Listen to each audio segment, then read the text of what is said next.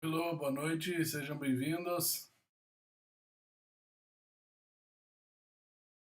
Não é que eu não ia dar mais aula, não, só teve uns desencontros de horário, um em cima do outro ainda para ajudar. Mas agora vamos colocar tudo em dia aí, né? Oi, Mate, seja bem-vindo aí também. Então, daí nos próximos dias aí a gente já coloca tudo em dia, tá? Então, hoje a gente vai falar sobre uma parte bem tranquila quando cai em prova. É bem sossegado, então só para vocês se localizarem aí, ó, a gente fala agora nesse início sobre o Reino Monera. Só que na verdade, vocês já falaram sobre o Reino Monera e as características dos organismos que compõem esse reino lá na biologia A, quando vocês estavam estudando célula.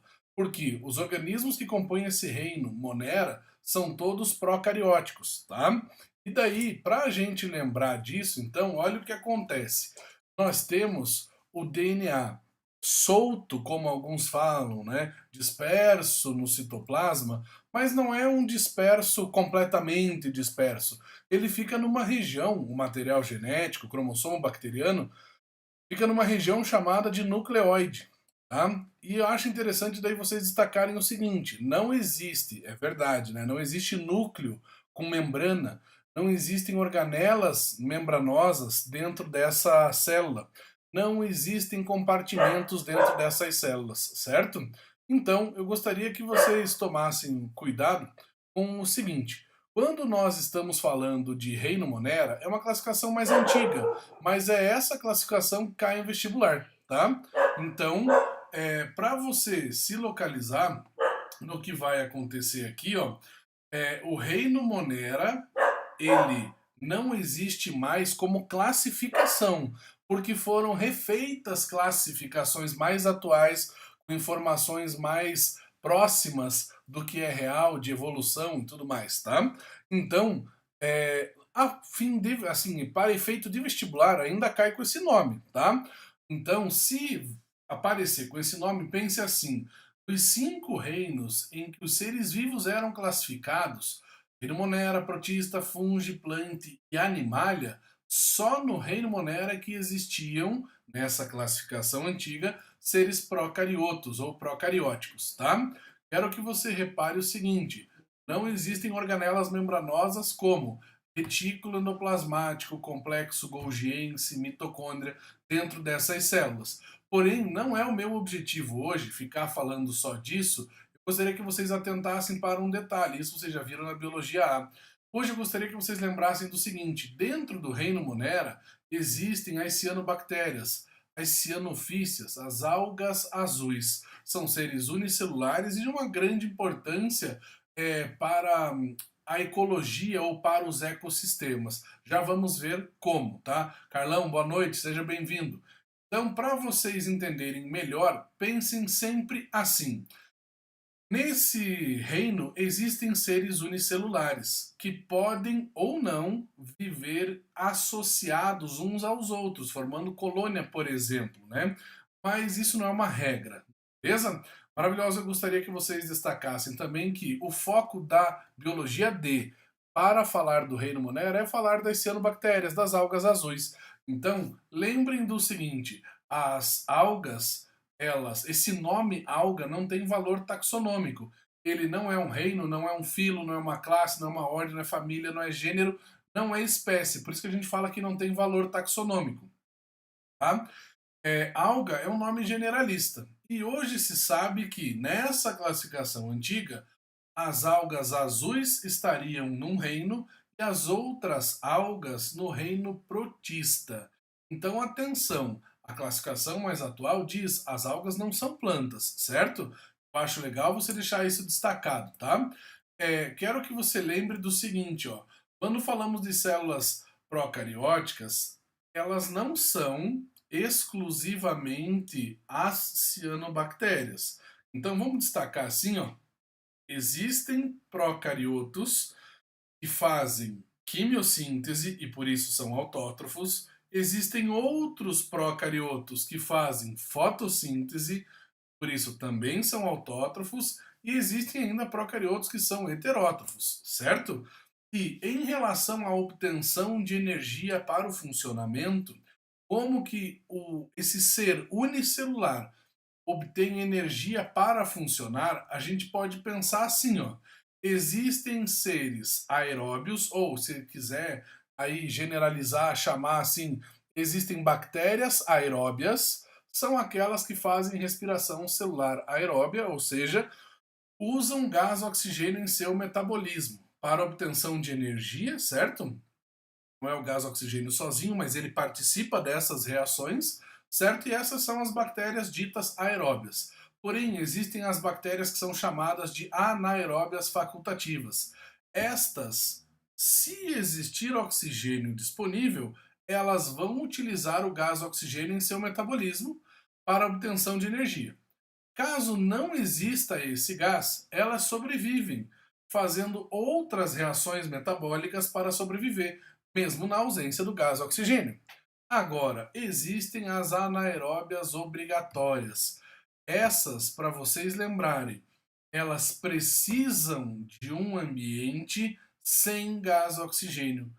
Para aqueles seres que chamarmos de anaeróbios obrigatórios, nós estamos falando que esses seres eles não suportam a presença do gás oxigênio. O gás oxigênio para eles é tóxico, certo? Acho que é bem importante vocês deixarem destacado isso, beleza? Só para vocês terem uma ideia, a bactéria causadora do tétano, ela é uma bactéria anaeróbia obrigatória. Então, quando você faz é, um corte, né? Quando você faz, é meio estranho falar assim, mas quando acontece um corte com um objeto aí que seja cortante enferrujado, muitas pessoas falam assim: ah, vamos limpar o machucado com água oxigenada. É porque a água oxigenada, quando for degradada pelas nossas células ali no machucado, vai liberar gás oxigênio. E isso é tóxico para bactérias anaeróbias obrigatórias, evitando a presença dessas bactérias ali, que poderia prejudicar ainda mais o machucado. Beleza? Tá, só repare o seguinte: existe para esses seres a reprodução assexuada, que é bem rápida. Lembre que ela não promove variabilidade genética. Porém, apesar da reprodução ser principalmente dessa forma, existem algumas formas de misturar material genético para os seres procariotos e essas formas que misturam, que promovem misturas de material genético, nós dizemos que elas promovem a variabilidade genética justamente por permitir misturas e novas combinações de material genético. Tranquilo?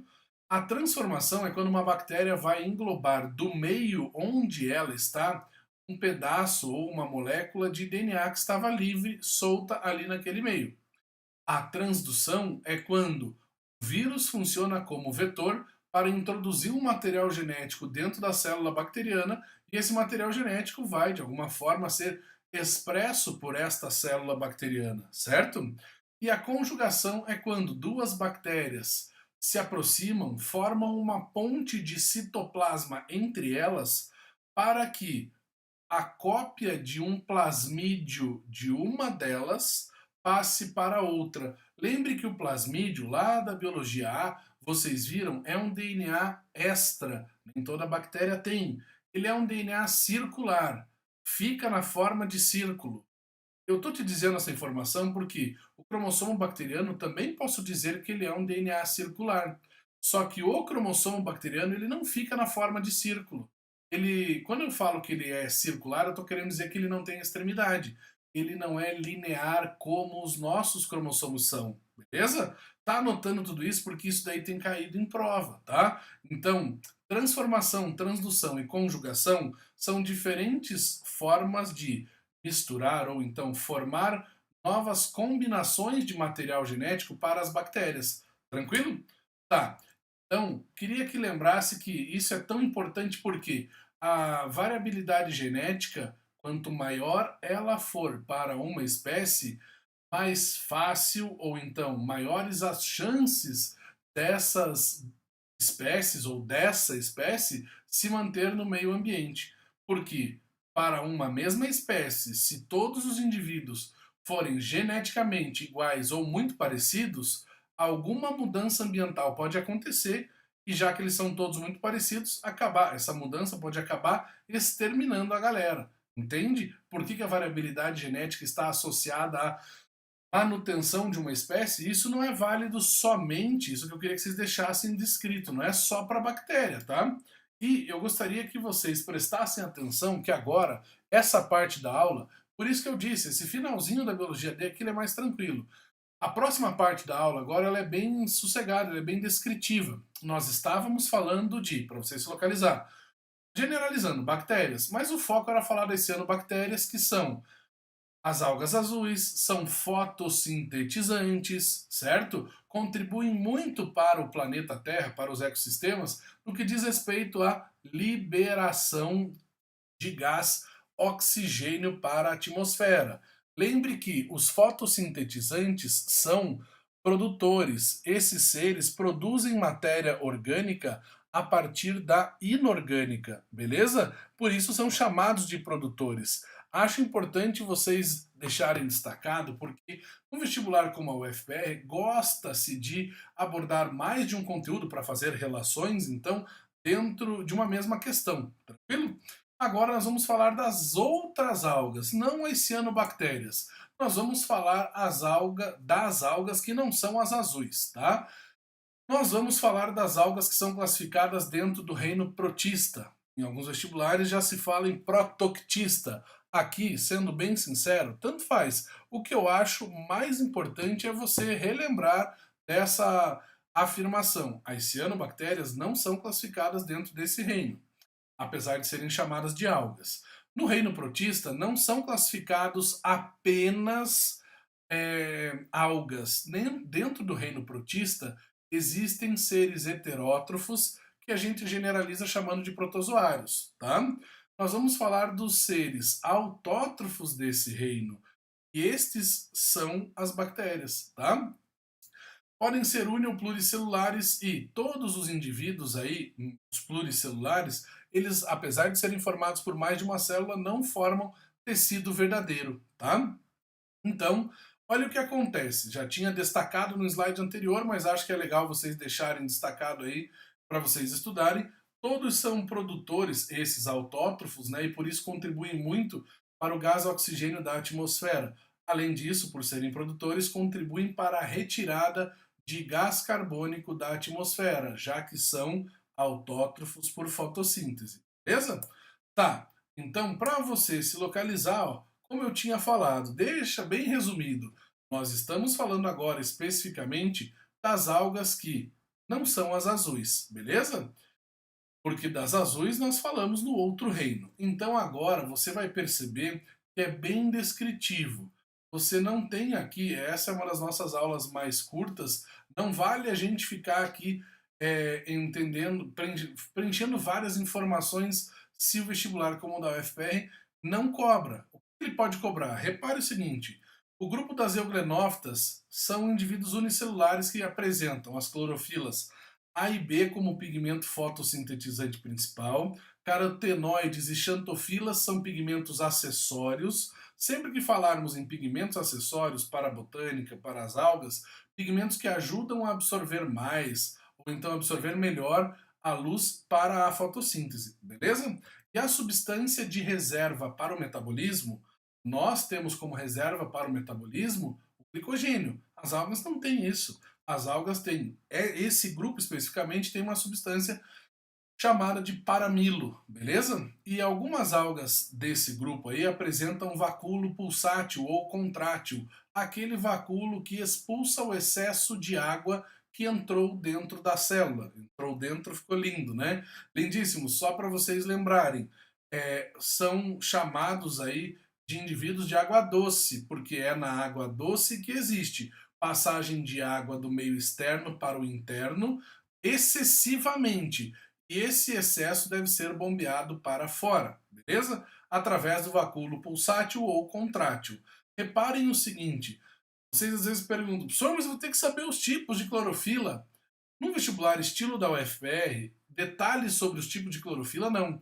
Na UEPG, talvez sim. Mas o mais importante é você perceber, olhe para esse outro grupo, por exemplo, que já não apresenta exatamente os mesmos tipos de pigmentos, certo? Por isso, inclusive, que as algas assumem cores diferentes, tá? Os dinófita têm as clorofilas A e C, apresentam carotenoides, só que a forma de reservar energia em matéria orgânica é através de outra molécula, não do paramilo, mas sim de amido e óleos, certo? Esses organismos eles podem se proliferar excessivamente em corpos d'água em que você tem a liberação de muitos minerais, por exemplo, muito esgoto. Isso pode favorecer aí, como você pode enxergar aí no slide, ó, a maré vermelha. Além disso, esses organismos, deixa eu só te mostrar aqui, ó, repare, proliferação excessiva desses indivíduos, tá? Mas repare também o seguinte, tá? Aqui, ó, o efeito chamado de bioluminescência, quando nós temos reações químicas que acontecem e ocorre liberação de energia luminosa a partir de algumas reações químicas de algumas espécies desse grupo de algas, tá? Então, não é um fenômeno exclusivo desse grupo, mas é bom você saber que quando as águas se movimentam bastante, ali, então, uma movimentação mecânica, física, isso estimula algumas reações químicas a acontecerem, tá? E favorece daí essa liberação de energia na forma luminosa, que corresponde à bioluminescência. Os bacilariófita correspondem, a gente pode falar aí que se associam às diatomáceas, apresentam clorofilas A e C, o pigmento extra aí, ó, fucoxantina, apresentam uma carapaça frústula, que é uma carapaça rígida, certo? E por isso a composição dessa carapaça garante essa rigidez e permite-se um registro geológico muito importante, já que a carapaça é rígida, e a comparação desse registro geológico de diferentes regiões pode nos mostrar como eram agrupadas algumas regiões há milhões de anos atrás. As diatomáceas apresentam aí como reserva alguns tipos diferentes de óleos, certo?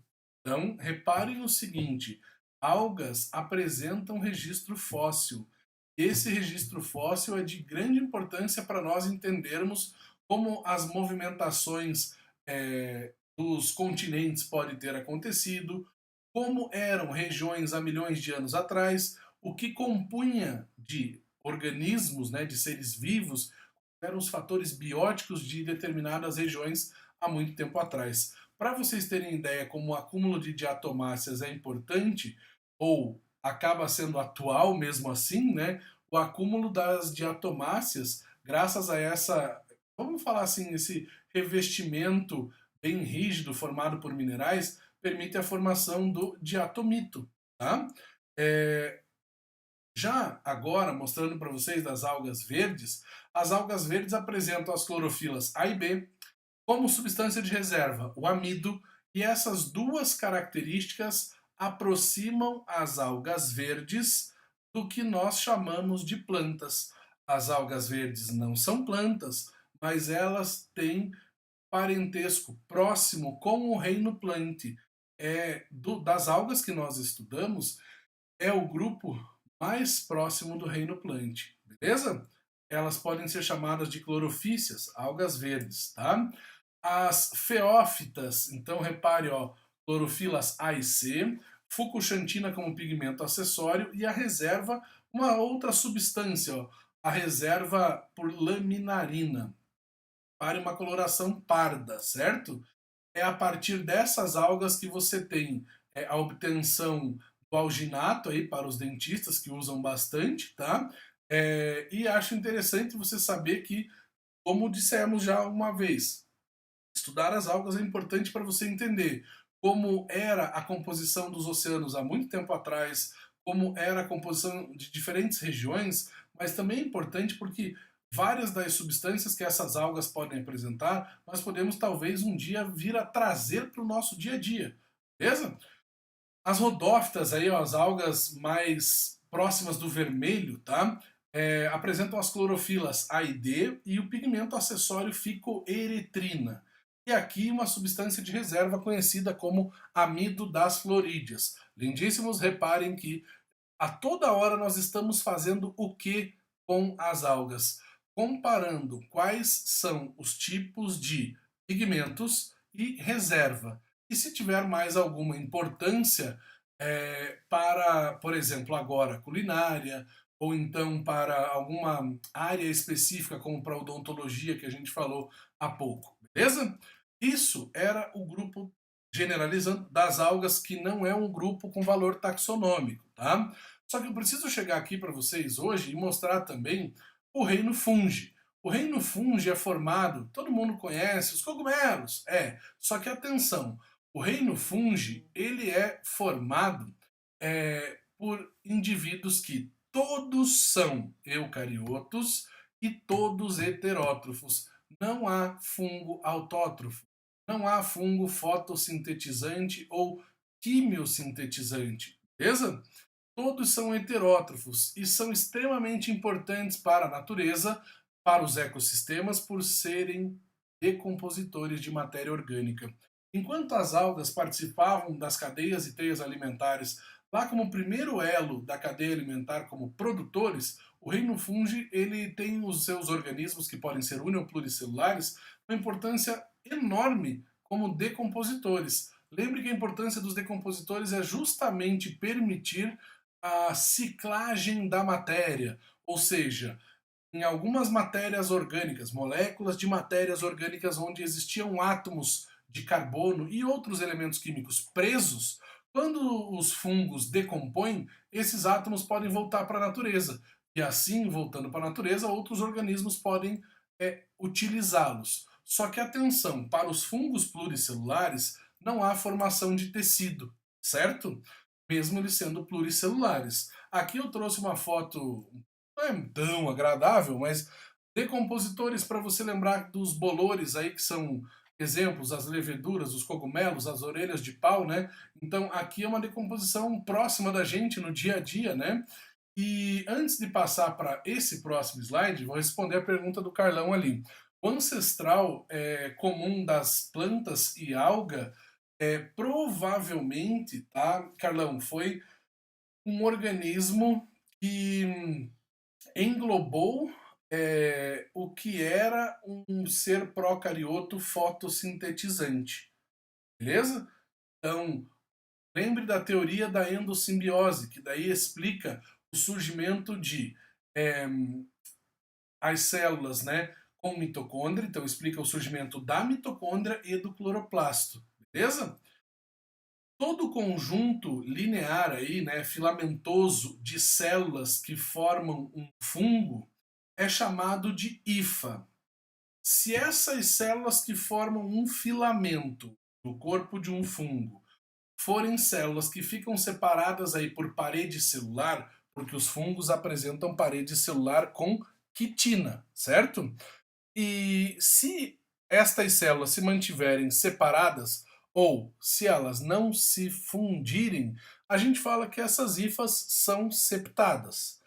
Caso contrário, caso essas células tenham algum tipo de fusão que formem filamentos com mais de um núcleo, aí nós vamos chamar de hifa cenocítica.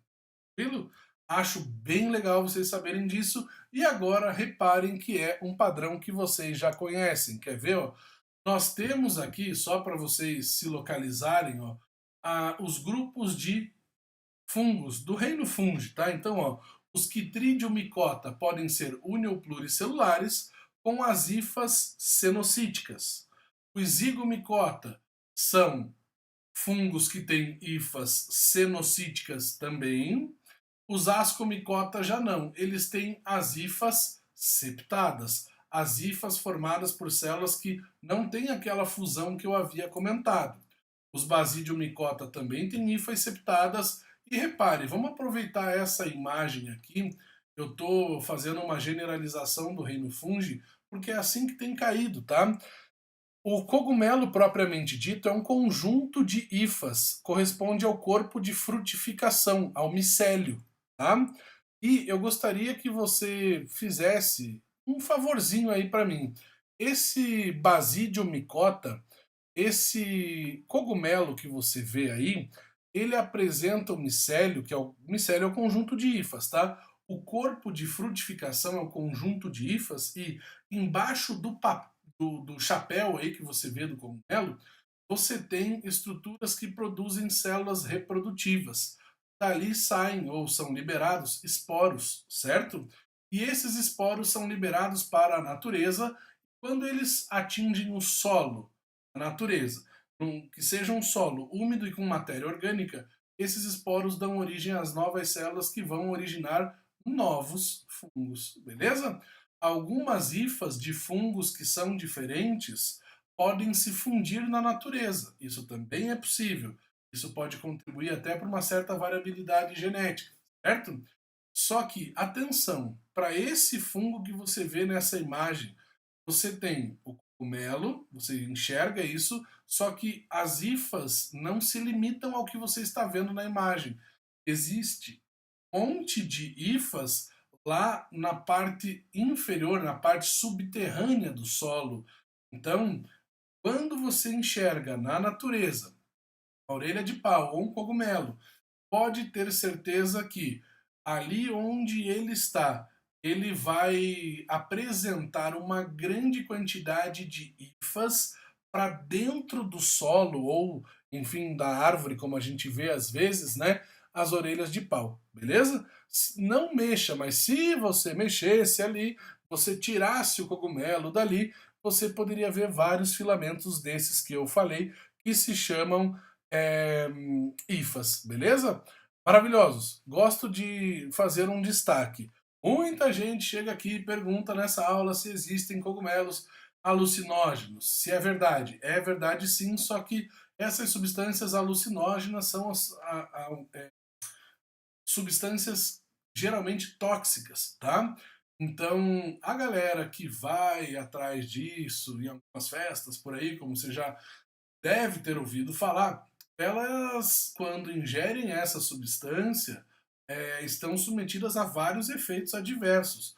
Vômito, diarreia, podem passar mal por vários dias, uma intoxicação bem intensa, tá? E eu gostaria que vocês lembrassem que os fungos podem fazer associações com as células das raízes de plantas, de leguminosas, aí nós vamos falar da micorrizas, certo? Uma associação que é vantajoso tanto para o fungo, que consegue facilmente matéria orgânica, quanto para a raiz, para a planta, que consegue melhor ou mais fácil ainda a absorção de água. Tá? E existe essa outra relação aqui, ó, chamada de líquens. Os líquens são associações, na verdade, né, associações entre hifas e, ou seja, células dos fungos, né, e algas. Essas algas poderiam até ser cianobactérias, tá? Essas associações são vantajosas para os dois organismos envolvidos.